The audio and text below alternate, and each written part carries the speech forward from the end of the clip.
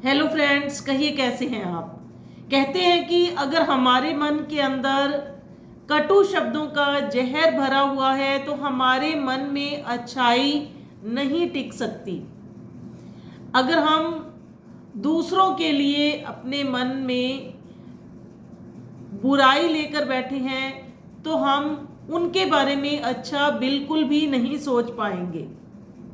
तो आज की स्टोरी कुछ इसी पर। बहुत पुराने ज़माने की बात है कि एक बार दो भाई बहन होते हैं, दोनों में आपस में बहुत अधिक प्रेम होता है, लेकिन अचानक से दोनों में एक बार एक छोटी सी बात पर झगड़ा हो जाता है और बहन ने अपने भाई को कुछ ऐसे शब्द कह दिए जिससे कि भाई के मन पर बहुत बड़ा घाव हुआ और उसके बाद दोनों में आपस में कभी भी बातचीत नहीं हुई।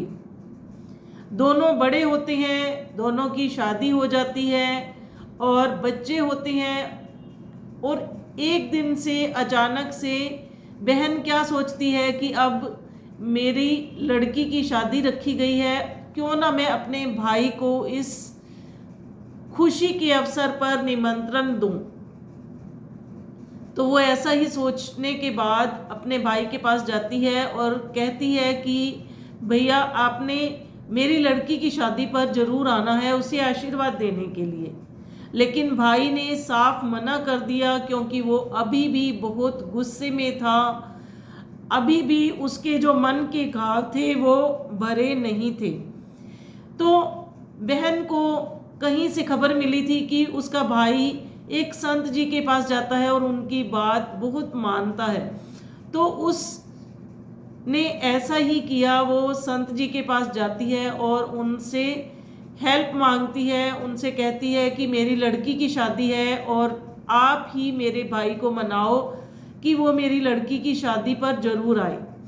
तो अगले दिन जैसे ही उसका भाई संत जी के पास पहुंचता है तो संत जी ने कहा कि और बताओ कैसे हो, अब तुम्हारी बहन की लड़की की शादी है तो तुम्हारे हिस्से में क्या क्या जिम्मेदारियां आई हैं। तो वो बहुत गुस्से में आ जाता है अचानक से और कहता है कि उसका नाम भी मत लीजिए, मैं उसकी शादी में, उसकी लड़की की शादी में नहीं जाऊंगा, क्योंकि बहुत साल पहले मेरी बहन ने मुझे कुछ ऐसे शब्द कहे थे जो कि आज तक भी मेरे कानों में गूंज रहे हैं, मैं उन्हें भुला नहीं पाया हूँ। तो संत जी ने मुस्कुराते हुए कहा कि पिछले हफ्ते मैंने रविवार के दिन क्या प्रवचन किए थे, क्या तुम बता सकते हो। तो इस पर उस व्यक्ति ने जवाब दिया कि नहीं संत जी, मैं नहीं बता सकता। तो संत जी ने कहा कि अगर तुम अच्छे शब्दों को भूल चुके हो, जो तुम्हारे काम आने वाले थे वो तुम्हें याद नहीं है, और तुम्हें कटु शब्द जो जिसने कि तुम्हारे जीवन में जहर घोल रखा है वो तुम आज तक भी नहीं भूले हो, तो हमें अपने जीवन में जो कटु शब्द का जहर है उसे निकाल कर जो अच्छी बातें होती हैं उसको अपनाना चाहिए। तो ये छोटी सी स्टोरी हमें बहुत बड़ी शिक्षा देती है कि हमें कभी भी लंबे समय तक किसी के लिए अपने मन में कड़वाहट नहीं रखनी चाहिए।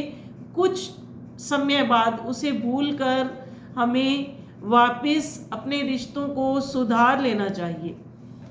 तो अगर आपको हमारी वीडियो अच्छी लगी हो तो इसे लाइक करें, कमेंट करें और शेयर करना ना भूलिए।